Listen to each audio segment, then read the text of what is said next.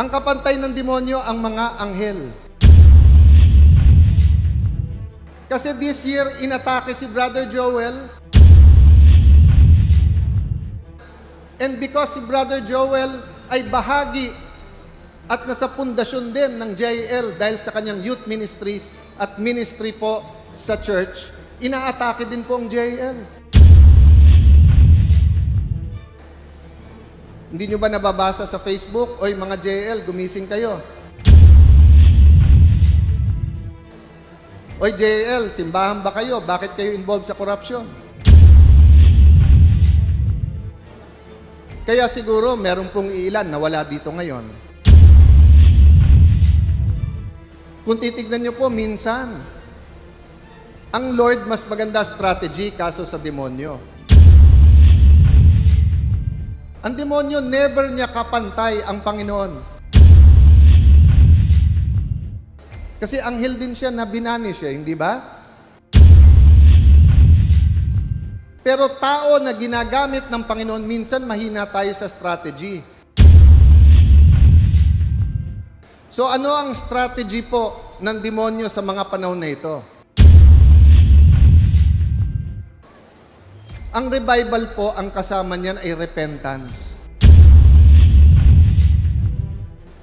Individual, community, corporate repentance.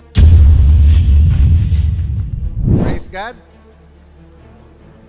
Payagan niyo po ako basahin ang isang resolution na unanimously approved by the Senate of the Philippines, adopted October 1, 2025. Basahin ko na lang po verbatim, ha? Resolution number 26.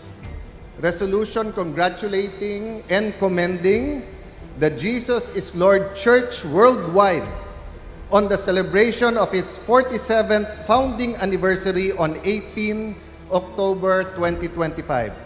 Whereas the Jesus is Lord worldwide, founded in 1978 as a Bible study group of 15 students by Bishop Brother Brother Eddie C. Villanueva and his late wife, Dr. Adoracion Sister Dory J. Villanueva, has grown into one of the largest full gospel Christian churches around the world.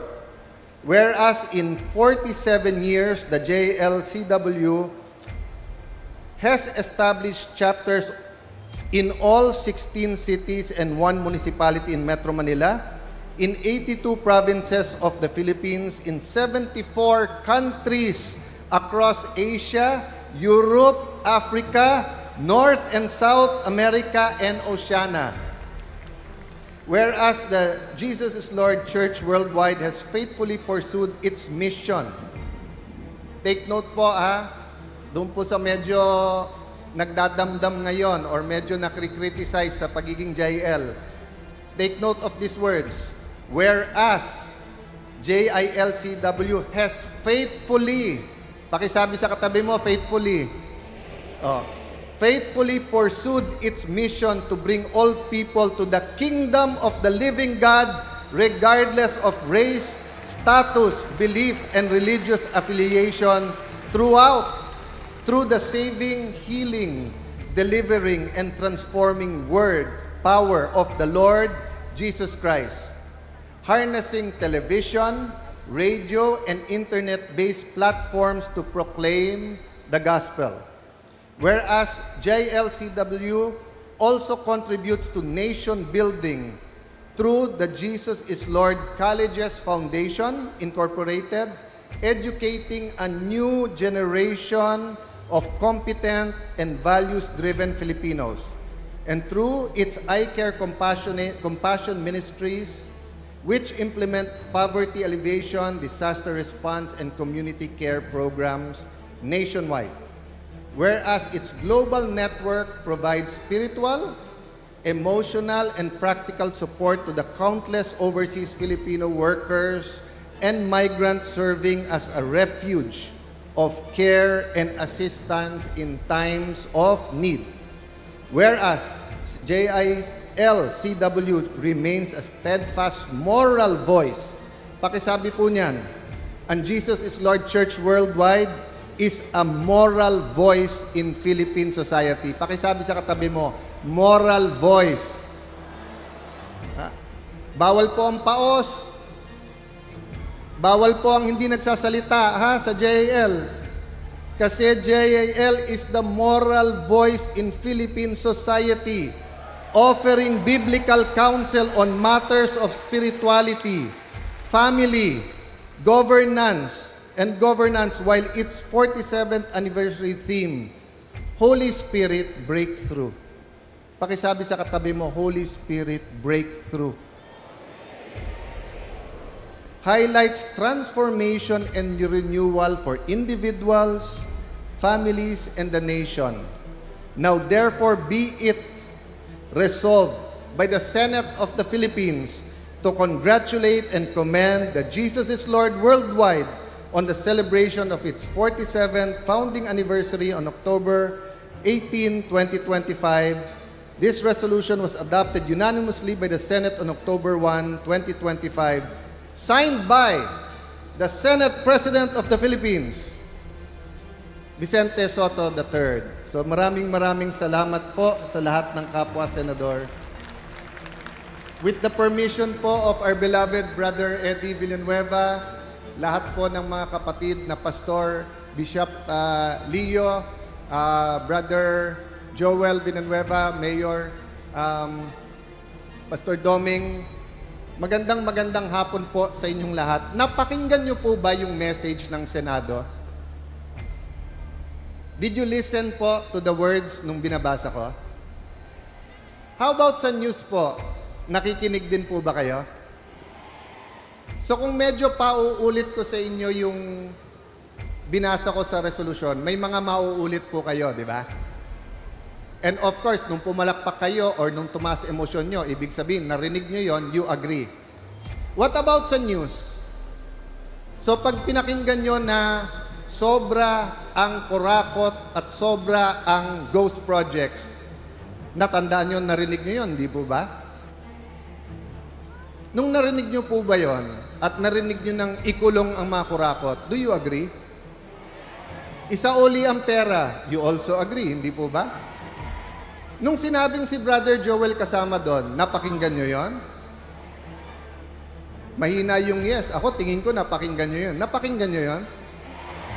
Nag-agree ba kayo na kasama siya doon? How about yung salita ng Diyos po ba? Napakinggan nyo po ba? So yun po ang message ko sa inyong maikling message ngayong hapon. Bakit po? Last year po, wala ako dito physically. Pero tandang-tanda ko po, dahil hindi lang po si Brother Bishop, Brother Eddie, ang ginamit po ng Panginoon at ng Banal na Espiritu sa pagsasabing parating na ang revival sa ating bansa. Naalala niyo po yon? Naalala niyo yon? Last year, mas malakas pa ang hiyaw niyo nun nung sinabi ni Brother Eddie, there is a revival and it is here. And welcome the Holy Spirit. Eh bakit last year mas malakas ang palakpak?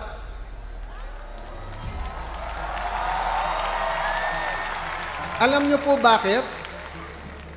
Kasi this year, inatake si Brother Joel, and because si Brother Joel ay bahagi at nasa pundasyon din ng JL dahil sa kanyang youth ministries at ministry po sa church, inaatake din po ang JL. Hindi nyo ba nababasa sa Facebook, oy mga JL, gumising kayo.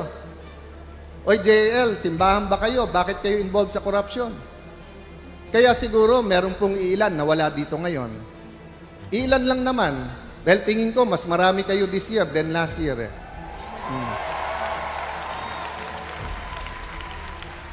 Mas malakas din ang palakpak because we are emotional, we are humans.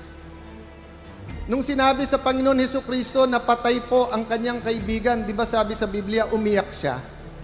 Eh Diyos siya, alam naman niyang bubuhayin niya yun. Pero dahil naging tao po siya, kaya less po ang ating pong celebration, pagre-rejoice, palakpakan kanina, sapagkat nasa likod ng isip natin, it's the elephant in the room. Na sino ba Ang kasama dyan, kasama ba si Brother Joel? Paano yung ibang mga Christian? Christian na congressman, Christian na contractor, Christian na nasa DPWH, kasama ba sila? Well, nung sinabi ni Brother Eddie at napakaraming mga ginagamit ng Panginoon na may revival na dadating, ano ba akala niyong gagawin ng demonyo? Susuko? Akala niyo ba yung principalities, authorities na naghahari sa corruption sa DPWH ay susuko na lang? Kailan ba sumuko ang corruption sa Pilipinas? Kung titignan niyo po, minsan. Ang Lord mas maganda strategy kaso sa demonyo. Ang demonyo, never niya kapantay ang Panginoon. Ang kapantay ng demonyo, ang mga anghel. Kasi anghel din siya na binani siya, hindi ba? Pero hindi niya kapantay ang Panginoon. Pero tao na ginagamit ng Panginoon, minsan mahina tayo sa strategy. So ano ang strategy po ng demonyo sa mga panahon na ito? Ang revival po, ang kasama niyan ay repentance. Individual, community, corporate repentance. Di naman po kailangan lahat mag-repent. In terms of corporate repentance, tignan niyo po nakalagay sa Bible, if my people, hindi sinabi po ng Panginoon, if Luzon, Visayas, Mindanao, if 110 million people repent, I will heal your land. Hindi po. Ang nakalagay doon, if my people. So anong ibig sabihin nun? Pag-aaway-awayin tayo ng demonyo. Ang una niyang titirahin mga Kristiyano. Dahil alam ng Kristiyano, hindi lang tao ang kalaban natin. Meron principalities, meron authorities, meron pong kings, may spiritual warfare dito mga kapatid. Kaya ako tinanong, nakikinig ba kayo sa news? Nakikinig ba kayo sa radyo? Nanonood ba kayo ng TV? Nagbabasa kayo ng Facebook? Kasi sa mga panahon po ngayon, kung sila pakikinggan natin, talo na tayo. Pero kung salita ng Diyos ang ating papakinggan, nakikita mo na, bawat bira sa JAL ang natutumba yung demonyo. It's your choice, mga kapatid. Hindi titigil ang bira sa inyo. Hindi titigil ang bira. After magsalita ni Joel ngayon, magpapalakpakan tayo. Pero maniwala kayo, lalong lalakas ang bira sa kanya. Bakit? Balakid siya sa gusto ng demonyo.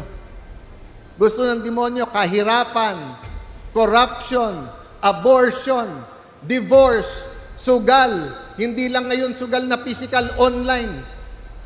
Nagpa-survey po ako. 88 to 92% ayaw na ng sugal na online. Anong problema? Natabunan na ng corruption wala bang corruption sa BIR? Wala bang corruption sa customs? Wala bang corruption sa kahit saan natin tingnan sa bansa? Malilinis ba yan pag flood control lang? Hindi po. Kaya yung galit po natin, kung political ang problema, political ang solusyon. Pero mga kapatid, ano problema? Spiritual o political? Kung hindi tayo naniniwala sa Diyos, at naniniwala tayo tao lang yan, madaling isolve to.